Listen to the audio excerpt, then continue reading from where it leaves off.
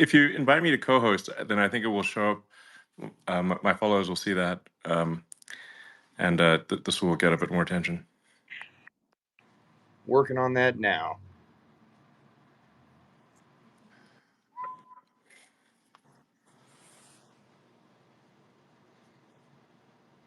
Perfect. Shows that you're now a co-host. Cool. Hey, Great. good evening, everybody out there. Yeah, I just wanted to introduce myself, Missouri Attorney General Andrew Bailey, here with Elon Musk, talking about the fight for free speech in America today. You know, this is, I think this is one of the most important strategic objectives in securing the soul of our nation as we move into 2024 and the election cycle. And I'm here in Washington, D.C. today and was just at the United States Supreme Court in the case of Missouri v. Biden. You know, this is an important case in the fight for free speech.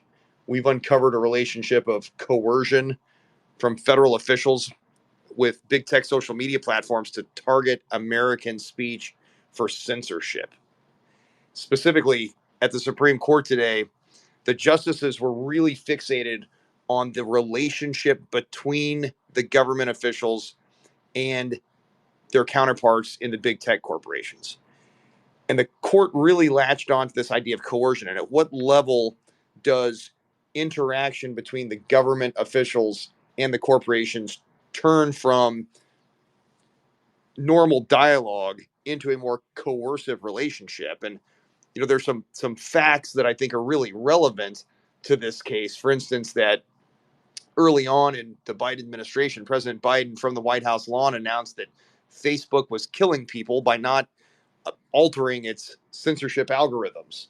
That both the president and Jen Psaki had threatened antitrust action against the big tech social media companies and had threatened repeal and amendment of Section 230 of the Communications Decency Act. But I would also point out that although coercion absolutely happened, and the evidence that we put on at the district court level established that there's really three ways to prove governmental action resulting in a violation of the First Amendment. And it's coercion is one of them. The other two are a form of significant encouragement, where government officials are significantly encouraging the social media platforms to censor in a way that violates the First Amendment.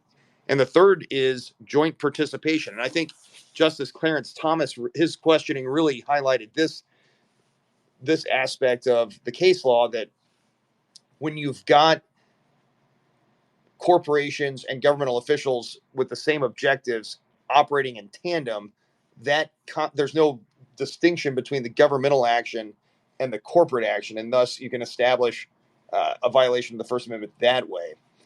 So again, in preliminary discovery, we were able to obtain 20,000 documents, numerous depositions. We took all that evidence to court back in May of 2023 and put it on.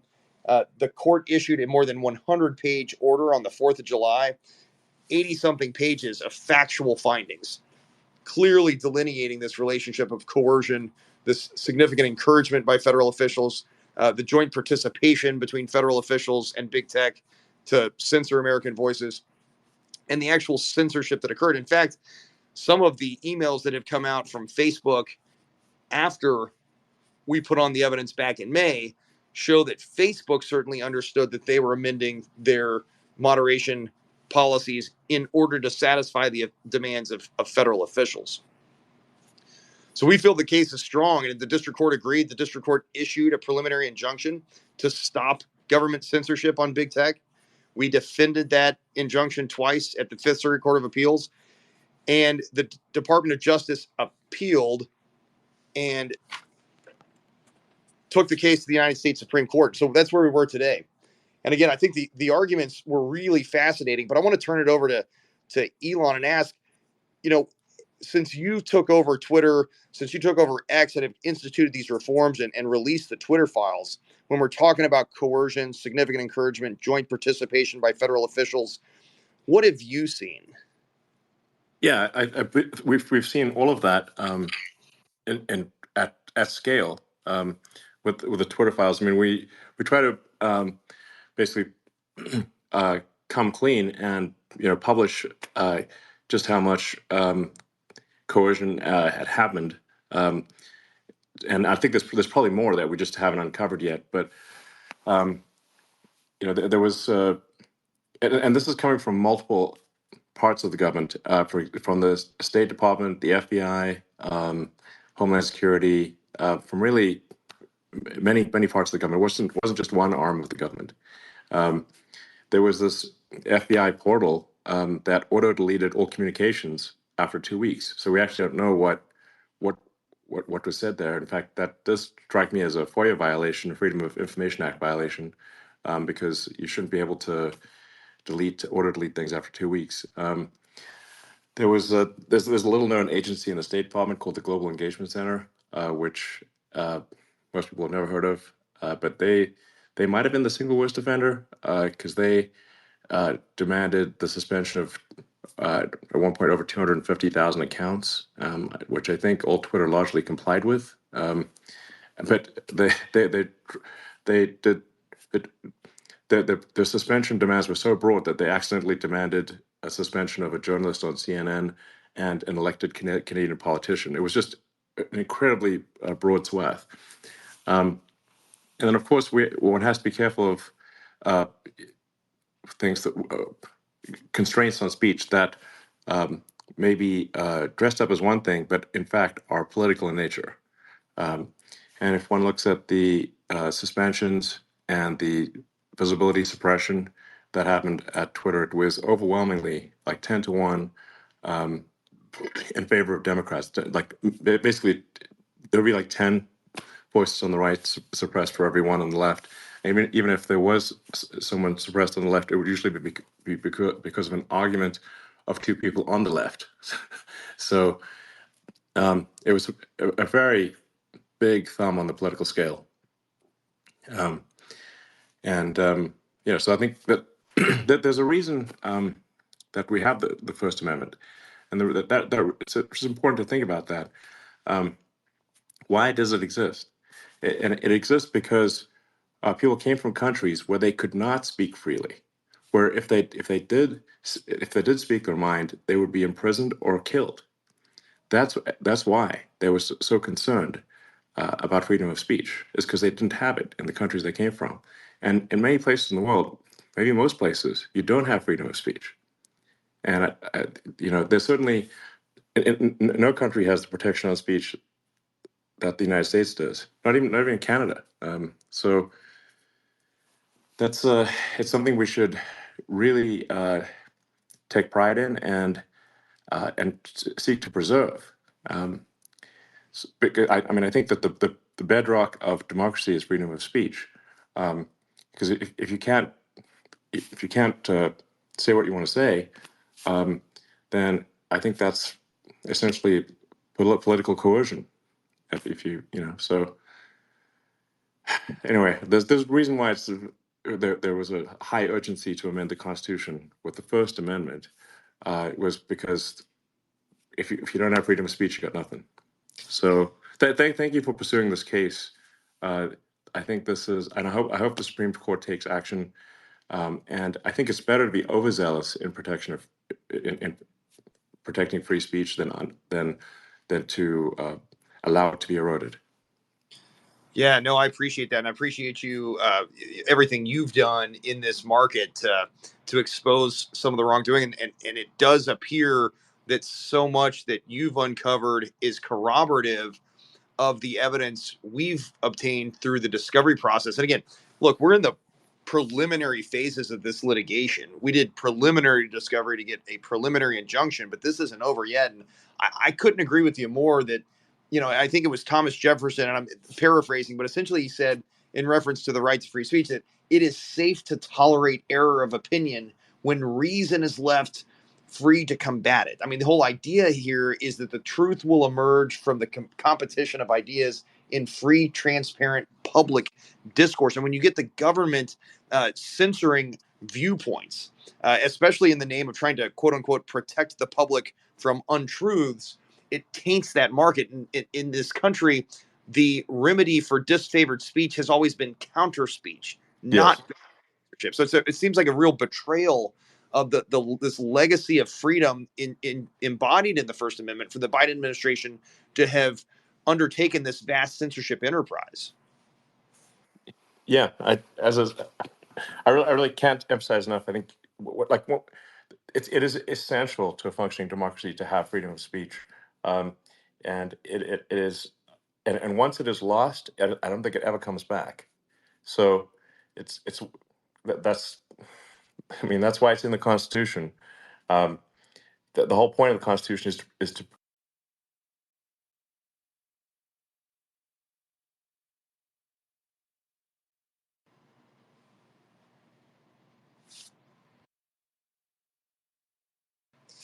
Yeah, and I want to point out too that some of the evidence going back to this idea that the censorship was really targeted at one viewpoint, and I think you talked about it being 10 to 1, that conservative Republicans were targeted for censorship, uh, as opposed to the occasional left leaning Democrat, and oftentimes it was only because two progressives, two liberals, two Democrats were arguing with one another that would result in one of them being censored. But the evidence that we uncovered, not only can I show you actual emails from the White House communications office saying, hey, take down that Tucker Carlson video, take down that Tommy Lahren post, deplatform RFK, but we can also show you that, for instance, the Cybersecurity and Infrastructure Security Agency, CISA, which we've identified as the nerve center of this vast censorship enterprise, maintains a spreadsheet of targets for government censorship.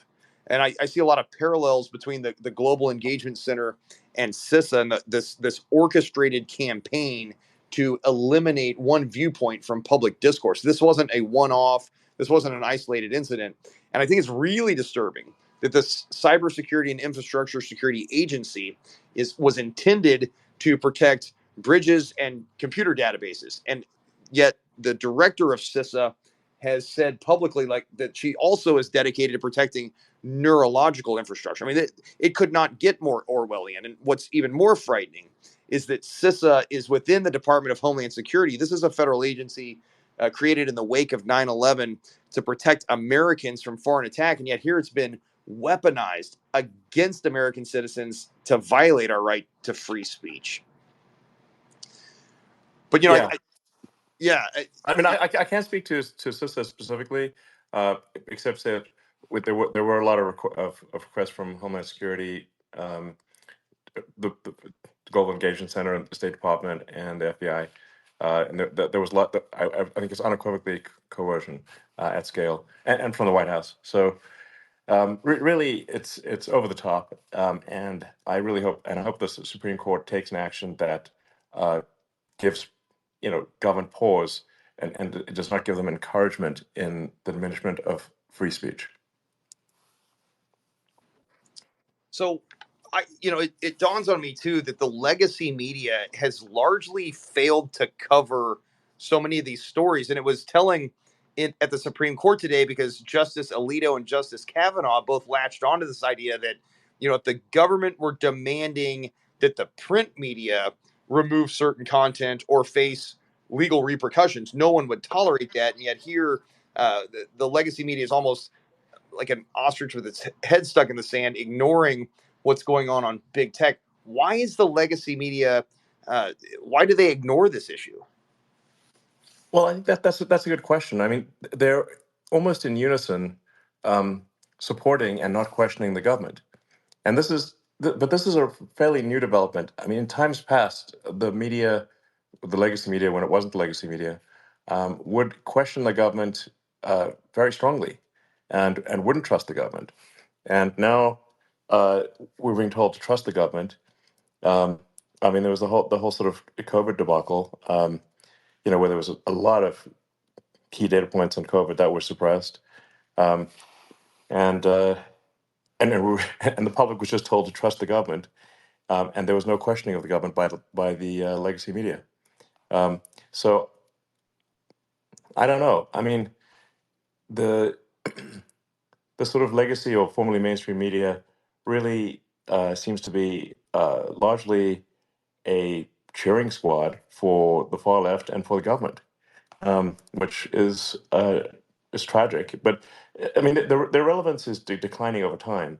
Um, I think what matters is that for electronic media, that there is freedom of speech, because that's where people are. I mean, print newspapers are a dinosaur, and they're going away.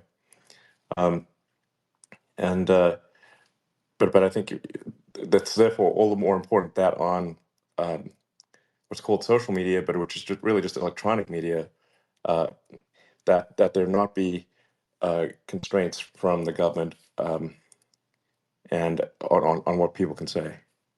So So, one of the really interesting comments I heard at the Supreme Court today was from Associate Justice Ketanji Brown Jackson when she said that it appeared that the First Amendment was hamstringing the government's response to an emergency. And it kind of dawned on me that I'm not sure that Justice Jackson and I share the same view of the purpose of the Constitution broadly. In other words, my view of the Constitution is that it exists to protect us from the government. yes, And so absolutely. the fact that it is hamstringing the First Amendment hamstrings the government's ability to censor free speech is a good thing, and she almost characterized it as a bad thing, and yet the Yeah, legacy again ignores that headline altogether in favor of talking about how skeptical the justices were of this coercion argument. yeah. The whole point of the Constitution is to uh, constrain the power of government, and so that it does not turn against the people. And that's also something where people come here from other countries where they were used to an extremely coercive government, where that they didn't just lack freedom of speech, but they lacked many freedoms. Uh, and That's why you have the Second Amendment, the right to bear arms, because one of the other things that um, people had in the countries they came from is that they weren't allowed to have guns, because the way to suppress the population is to control the news and make sure that the population has no guns. And the point at which you control the flow of information and you have the weapons, you control the people. So I think both the First and Second Amendment are actually very important. Certainly, and at the end of the day, I think you're spot on that our culture, our society has evolved to the point that electronic media is has completely eclipsed legacy print media. Certainly, the way in which we receive information has changed so much in the past 10, 20 years. Give us some context there. I mean, what is the order of magnitude in this fight? What is truly at stake when you look at just the sheer quantity of individuals impacted who interact and receive information from social media? Well, I think at this point, almost everyone is on what is called social media. So it is the fundamental way that most people have any voice at all.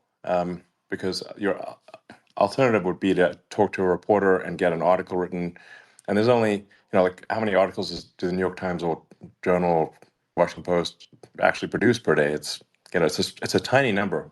Um, so just getting any voice at all can be difficult, or impossible. So it's overwhelmingly electronic media or social media. And social media makes it sound like a group chat. Well, I guess maybe it is kind of a group chat. I mean, what is X? Only known as Twitter, but kind of a group chat for Earth. Um, but yeah,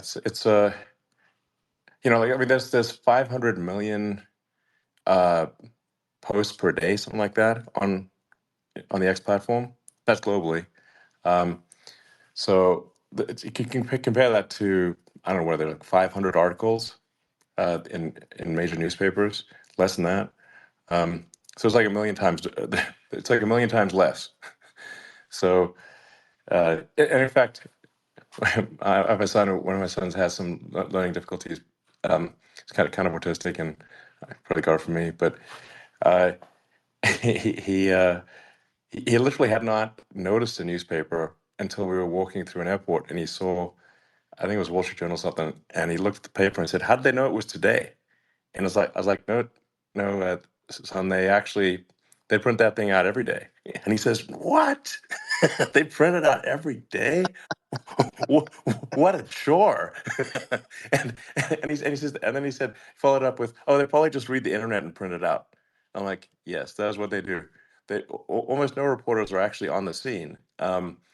They they literally just read the internet and print it out. So a massive number of the articles that are written as because of posts on the X platform or posts on Facebook or somewhere else. But actually, it seems I think overwhelmingly on the X platform. At least I don't see a lot of Facebook stuff based stuff.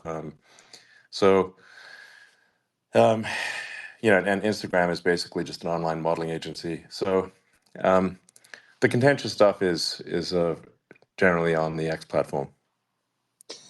It does seem like the newspapers, telephones. I mean, these kind of quaint historical anachronisms that were present when I was a child, and you're right, my children have no concept of what these things are. But at the same time, and I know there's been a lot of comparisons about.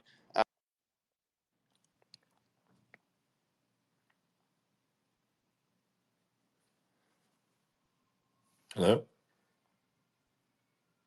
Certainly, I think that so many of these technologies like telephone or print media, these quaint historical anachronisms and things that I grew up with, and yet my children, like you said, just have no concept of what they are, or the role that they used to play in our society. But at the same time, the social media as a marketplace is different from and distinguishable from some of these past marketplaces, at least in part because of Section 230 of the Communications Decency Act. What role do you think uh, Section 230 of the CDA plays in making it potentially easier for the government to make censorship demands on social media?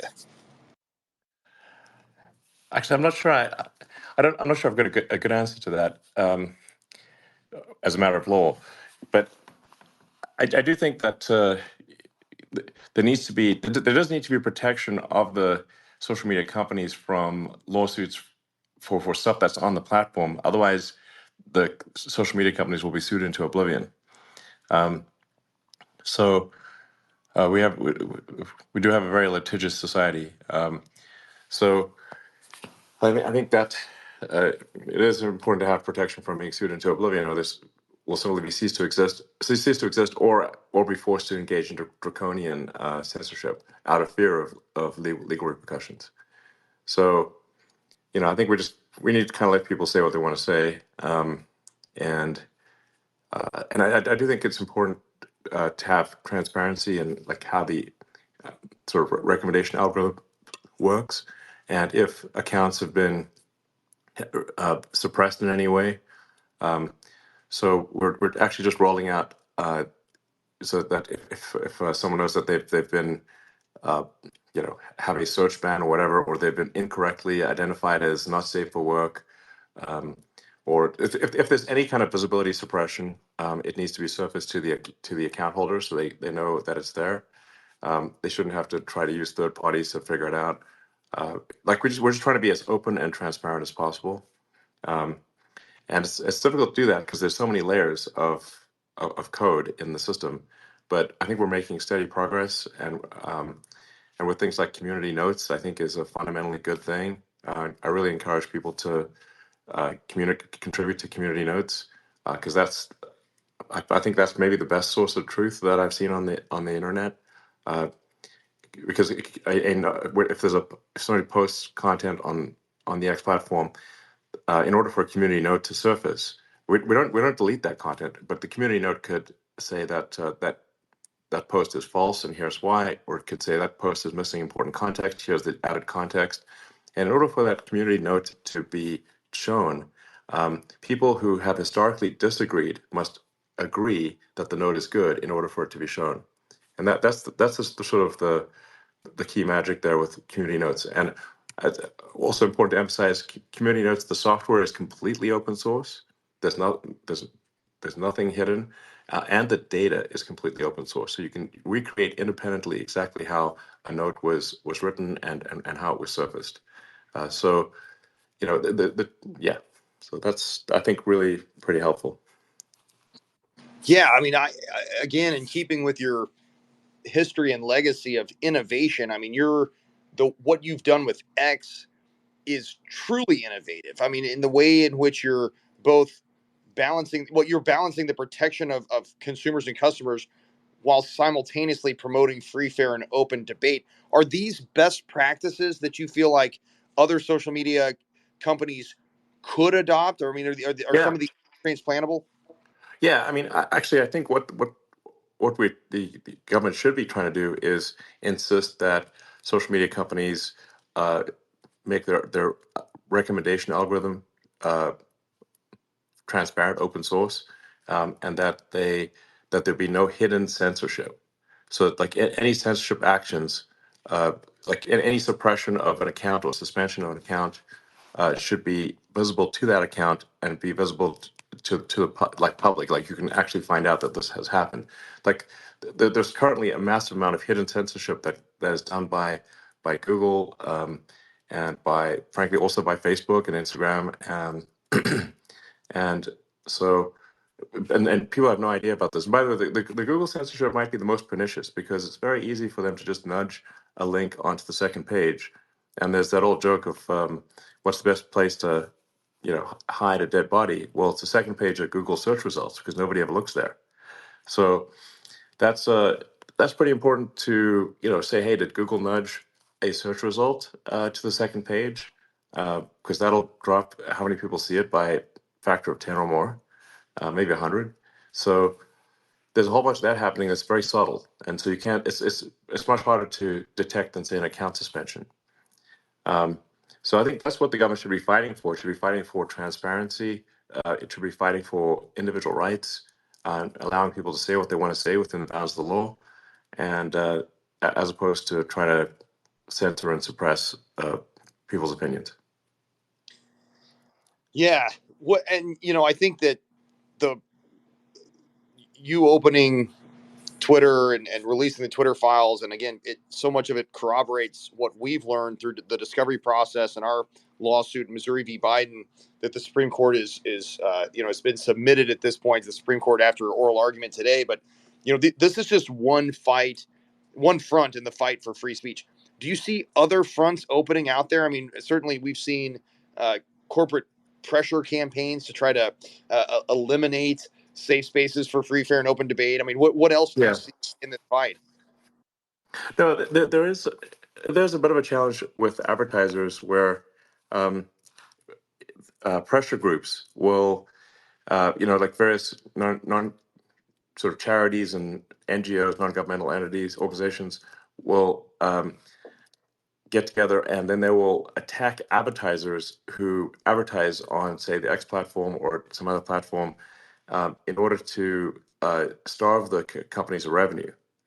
And actually, Facebook, to give Zuckerberg some credit, he did try to actually fight off the advertiser censorship, but I think he ultimately did give in. Um, they lost billions of dollars in revenue. Uh, so, advertisers, if you're like a, you know, sort of household name brand, you really you just really don't want to have any strife. So they tend to freak out if some activist organizations get some article written about how they're advertising next to content that's bad, and then that tend to kind of panic and then and pause their advertising. So we had a lot of that on the X platform. Um, about two-thirds of our U.S. advertising was suspended, or it just went on pause. They we said it's a boycott, but I don't want to say it's a boycott. It's just paused, except the pause never ends. Um, so if we had not been able to reduce our costs dramatically, the X would have, formerly Twitter, would have gone bankrupt, and that's fully what they were trying to do. They were trying to drive the company into bankruptcy, which obviously is major suppression of free speech. So, the basic chain of events is like these, like the so-called charities and NGOs that that pressure advertisers via the legacy media, and the advertisers get skittish and suspend their advertising, and effectively it becomes a boycott. So that's a pretty big deal, actually. That's something that should be dealt with. Um, so there might be some RICO Act violations there.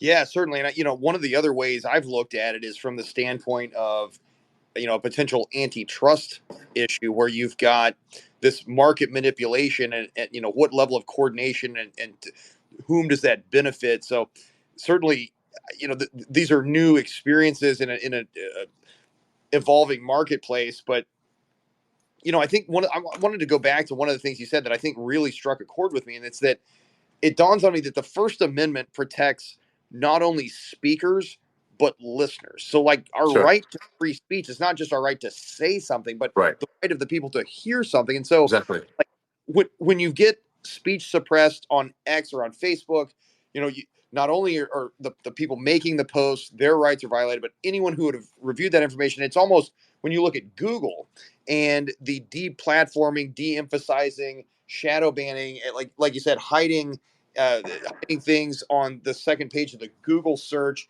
I mean, it's this shadowy suppression of ideas. Yeah, absolutely.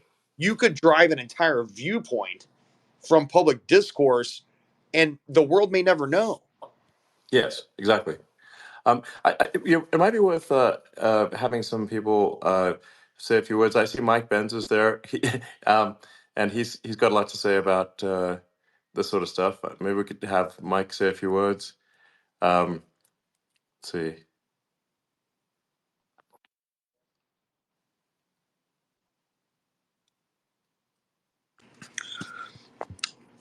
Hey, Oh, Mike. hey, how you doing? Thanks for having me on. I appreciate. This is a fascinating conversation, and Andrew, thank you so much for spearheading this fight. This is. I hope the entire galactic universe is sending their spirit energy to you this week. You are the tip of the spear, and this. I think if this action had been brought years ago, we might not be in the position we're in. There's a few things that I just wanted to maybe relay for your sort of strategic consideration and for the education of the audience. And that is, with respect, I heard the dialogue about the role of the media in this, and questions about why the media is not, taking up the issue, and that gets to another thing that I think would be really helpful to be able to stress with respect to convincing justices if you agree with this strategic assessment, which is the whole of society model that the government set up is definitive proof of coercion and collusion. And it's the government's own words, so you don't even need to establish it, as some novel theory. So, Elon was speaking about the State Department's Global Engagement Center, which was created in 2014 initially to take on ISIS, to give the State Department a way to censor ISIS recruiters on Facebook and Twitter. It was really the first ever formal government censorship office, but it was supposed to be foreign facing. And then after the 2016 election, that same network around the State Department's Global Engagement Center, this is basically a group called the Atlantic Council, which is a big backer of Biden world, not to make things political, but this is what they did. They had these planning documents with how to set up a censorship office within the Department of Homeland Security. And they proposed first putting it at the State Department's Global Engagement Center, but said, hey, that's too foreign facing.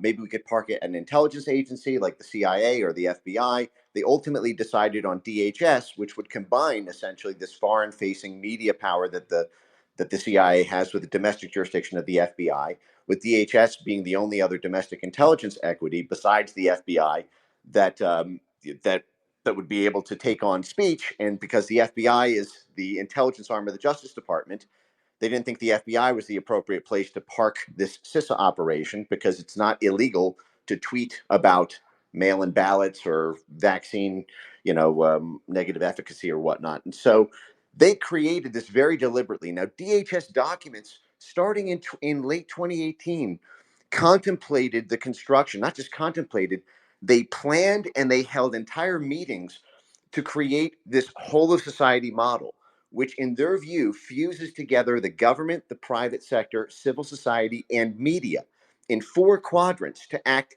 in unison for censorship activity. That is, the government would provide funding and coordination. The civil society institutions like the university centers, which function as these sort of mercenary firms, these are places like the Stanford Internet Observatory and the University of Washington and MIT and Harvard, that they would put pressure on the private sector institutions, that is the platforms. And this is what Twitter 1.0, we saw this in the Twitter files and many other cases.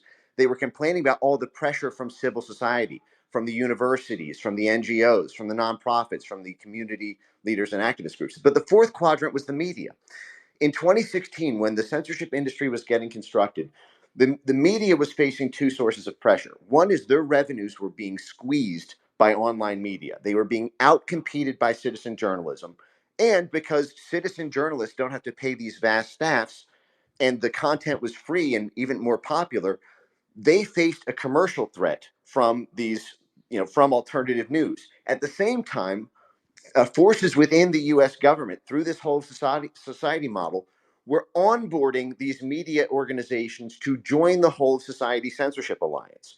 So they had both a commercial and a political impetus to engage in, to not just engage in, but to actively support at all measures these censorship activities. And the government even contemplated how the media could be used as another source of pressure to induce crises on the platforms, and that might could contribute to advertiser boycotts. In fact, there's a September 2018 DHS document that specifically talked about how these kind of advertiser boycotts might be marshaled by supporting institutions like NewsGuard when it was just in its infancy. NewsGuard is a professional advertiser boycotting company. So you have this whole society model, which by itself, establishes the censorship laundering process. And if you go to the top of my timeline right now, at Mike Ben Cyber, for anyone listening, you'll see at the very top of it, I have a 2.5 minute supercut of government officials from DHS, from the State Department, from the Pentagon, from USAID, one by one, all the different, because the formal title is whole society, whole of government. This is when Elon was referring to to the fact that it's bigger than just DHS and it's bigger than just the State Department's Global Engagement Center. It was because after DHS established this office, as AG Bailey laid out, DHS did serve as that nerve center from 2019 through 2022. But the formal title was whole society, whole of government, meaning every government institution was tasked to lend its own proprietary resources, whether that's in censorship funding, like the National Science Foundation, censorship pressure, like the FBI, censorship policy coordination, like DHS, or censorship outsourcing, like the Pentagon and the State Department. So this is now a whole, what's at issue here in terms of censorship laundering in this case is whether this whole society model is valid. And one thing that I would just propose, another thing strategically is, I heard this argument today in the oral argument about narrow tailoring. Another video I just put at the top of my timeline is a proposal, and again, this is just for your consideration, Andrew and everyone else on your team. One way that you can slice through that narrow tailoring question is to look at the propaganda versus censorship model, or dichotomy, as being knob upturning and knob downturning, and proposing a constitutional limit on the ability to act as essentially a hedge fund, if you will. And the analogy that I draw here, and this will be the last thing I'll say, because thank you for your time. I appreciate you letting me speak here. But there are limits on financial institutions around mutual funds, for example. Mutual funds are these huge endowments of money, and because of their size and the nature of what they're entrusted to protect, they're limited from short selling. Mutual funds can only go long. They are barred by law from engaging in short selling because of what would happen to the market if that much money with that many people's pension funds were to go short and attack a stock, do a bear raid on a stock. Now, hedge funds have more flexibility. The U.S. government always had a sort of mutual fund model when it comes to propaganda. They're going to argue, well, the government needs to be able to get its message out. If they think that vaccines are safe and effective, they need to be able to get their message out. If they think, administration of an election, mail-in ballots are safe and secure, they need to get the message out. If they want a message on the Ukraine war, they need to get the message out. You can leave that intact by saying, yes, okay, the mutual fund model, is sufficient. Knob upturning, there may be some room there. But when it comes to knob downturning, they can't act as essentially a sort of hedge fund and solve their problem with respect to coordinating with government officials by short selling or by laundering censorship, downturning through the whole society, whether that's the private sector, the civil society, or the media allies. All right. I mean, if I could just hope one thing with respect to the Supreme Court decision is that they err on the side of free speech. It's really that it's not going to be a clean cut thing either way, but it's just if you got to make you know give one thing the benefit of the doubt, I think we've got to give benefit of the doubt. Benefit of the doubt has got to go to more freedom of speech, not less, because there's steady encroachment on freedom of speech as it is, and so and we have there's certainly even if there's if some people think there isn't any fire, there's certainly a lot of smoke, and I think there is fire actually with respect to impingement on free speech. So I just hope that the Supreme Court comes down with erring on the side of freedom of speech. This is really, I think, the right move for the future. I think we can't have a functioning democracy if people can't speak their mind. And so I sure hope that happens. Let's see. There's a few others maybe that are worth hearing from. I don't think we've got time for everyone, but let's see. I guess Alex, I'll add Alex and Brian. And let's see if this works. Now, Hey, how are you guys? I think Alex and Brian, I think both of you guys were at some point suspended. Yep. Yeah. Is that accurate? Yes, we both were. So I was suspended back in April of 2020.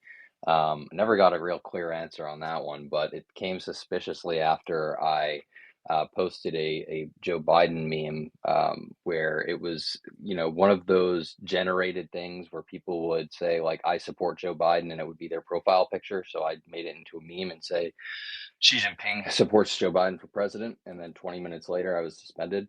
And Yeah. suspiciously, when the Twitter files came out, it was the same sort of meme that someone else was targeted. It wasn't my post, but somebody else. I think James Woods had his Yeah. requested to James be was the censored by actor. the DNC. Yeah. So, yeah. Exactly. It's the point at which accounts are getting suspended for memes. You know you've got a problem. Yeah, exactly. And then we had somebody actually be arrested for memes at the behest of the Biden DOJ. But I know that's an entirely different issue. But still, yeah, memes are criminal these days. Yeah, So, and so Brian, it's worth clarifying. You're generally you're a Democrat and outspoken Democrat, so it's helpful for yeah, people to know that. my ban was kind of unique. So they said that I was banned for buying my account, and Ed was too. Okay. We didn't actually buy our accounts though, and it would be interesting if you have actual documentation on this that you could go back and actually view. We contacted X or Twitter at the time through our legal team, which was just two lawyers that we hired, uh, and we considered suing Twitter for defamation because they put out a statement saying that we were buying interactions and faking our engagement. And when we contacted Twitter, they basically told us that they thought that we bought our account, and they made us sign a non-disclosure agreement saying that we can't share anything, and which I have since, after you purchase the company, I was like, Elon's not going to sue me for this, but No, I have since. definitely not.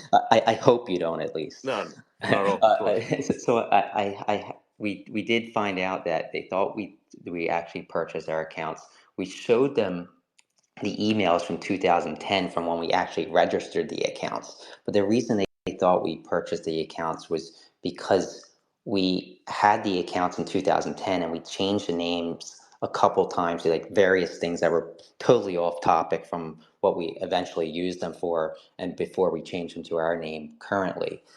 So they had reason to believe it wasn't worth a lawsuit because they deemed us public figures, and our lawyer tended to agree that we probably would be a public figure, and we'd have to prove malice. I don't think it was malicious, but yeah, I mean, I think Twitter was heavy-handed. I Yeah. disagree with them banning so many right-leaning accounts.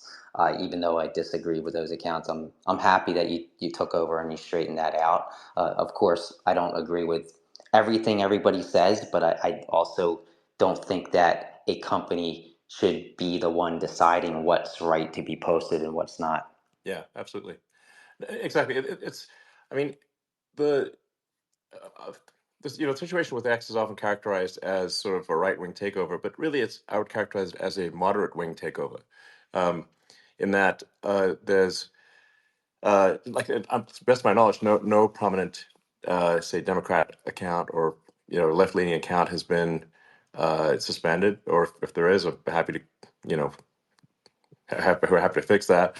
But I don't think that's the case. Just that it's that we did not suspend voices on the right, and we allowed those accounts to come back on. So, but it's going to it will be seen as a move to the right because it was so far left. If you move to the center from the far left, it is, I guess, a move to the right, but it's really just a move to the center. At least that's the aspiration. Now I'll have my own views, which personal views on the subject, which I'll continue to speak my mind as I sort of see fit, independent of the platform. But the platform itself is intended to be fair and even-handed, and not biased towards any one account or any viewpoint. Yeah, and I think personally for me, I think if you go back 5 or 6 years, I don't think I was entirely against Twitter banning some of the people I disagree with. And it wasn't until I was actually banned that I realized how stupid that was of me to think that. Because everybody thinks they're right and the other Sure. person is wrong.